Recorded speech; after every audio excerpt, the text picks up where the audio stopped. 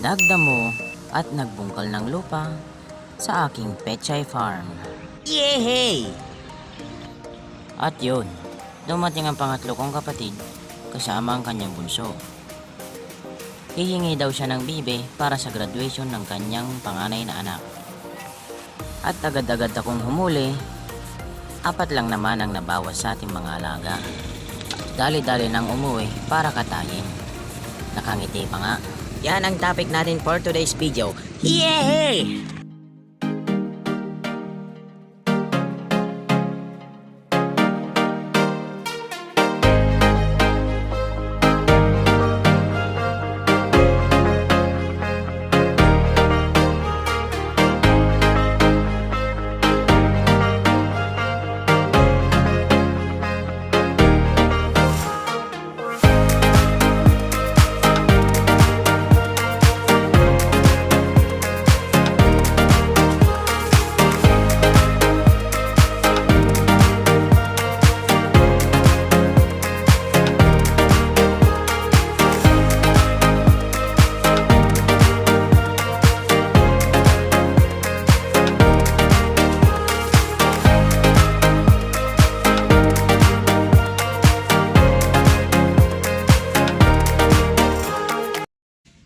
Yan, hello mga ka-farmers, this is me once again, Daniel's Backyard Farmer, ang inyong ka-farmers. Sa mga ka-farmers natin dyan, like, comment, especially subscribe. Sa mga hindi pa nakasubscribe dyan, mag-subscribe na kayo para updated kayo sa mga susunod pa nating mga video. So mga ka-farmers, ang ginagawa ko nga pala dyan ay nagro-root ako dahil marami nang tumutubong root sa ating kapetsayan. Bali, hindi ko na nga nabidyoan to mga ka-farmers nung aking itinanim sa kadahilan nung ako'y magre-record ng video ay biglang na full storage ang aking cellphone.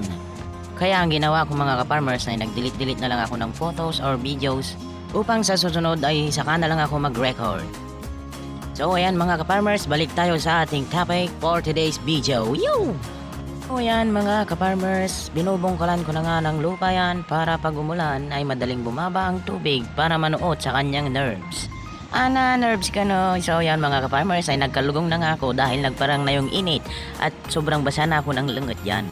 Banatador, dogsol na dogsol.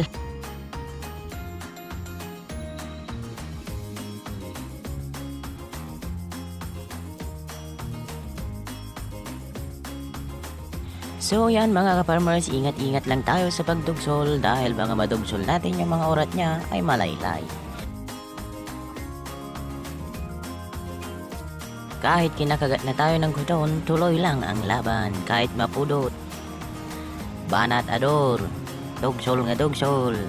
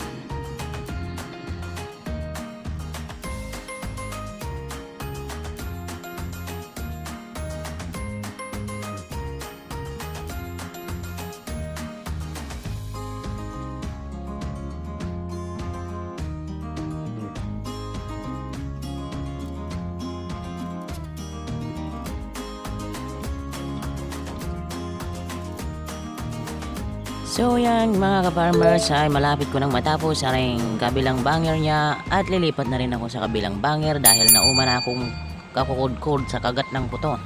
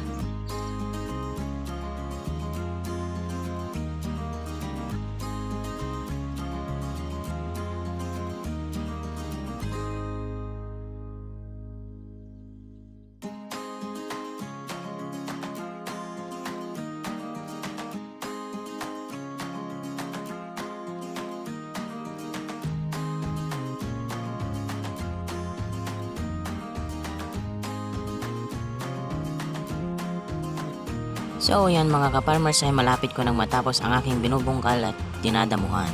Ang susunod na gagawin ko naman yan ay mag-iigib ako sa padanom. May tubig naman yung ating gripo, kaso matatagalan tayo pag magbomba, kaya dito na lang tayo sa padanom mag-igib.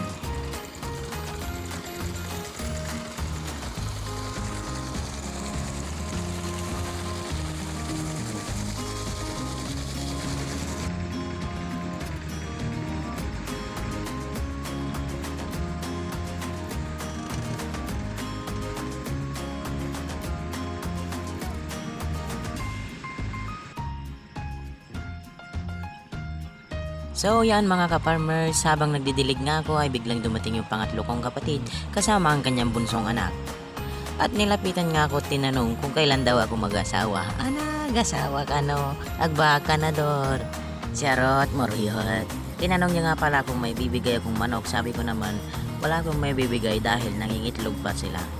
Kaya ang bibigay ko na lang ay yung bibi tsaka itik.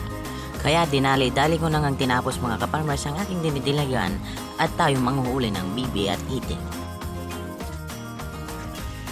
So ayan mga ka-farmers, nanghuli na nga tayo dito ng bibi at itik. Yung barako nga palang bibi ang binigay ko tsaka barakong itik dahil hindi naman mo dumadami yun. Gagamitin nga pala nito dahil graduation ng panganay niyang anak at ito na lang ang mabibigay kong regalo para sa aking pamangkin.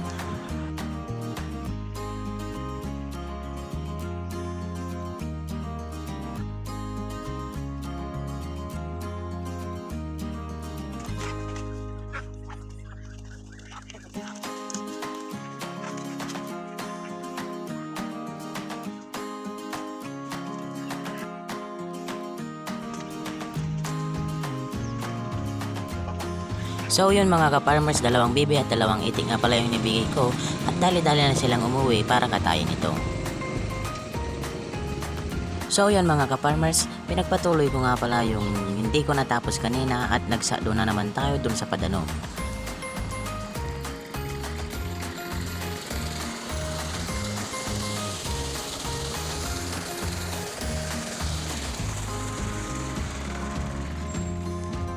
Bale, natapos ko na ang diligan yung isang kama kanina mga ka-farmers at sinunod ko na nga rin diniligan tong isang kama. Yes, sana all dinidiligan. Bale, hindi ko na muna pala binungkalan ng lupa yan mga ka-farmers dahil 2 araw pa lang yan nung may tanim. At naglagay pa nga pala ako ng abono dyan sa ating talong mga ka-farmers para naman tumaba ang ating talong. Tumaba, nagimas nga tarong.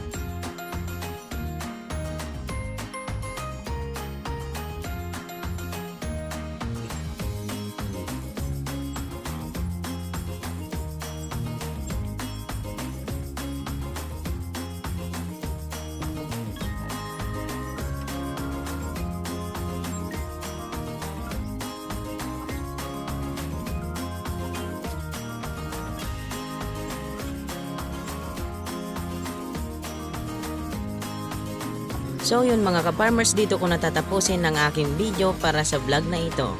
Mag-like, comment at mag-subscribe ka na sa aking YouTube channel para updated ka sa aking susunod na video.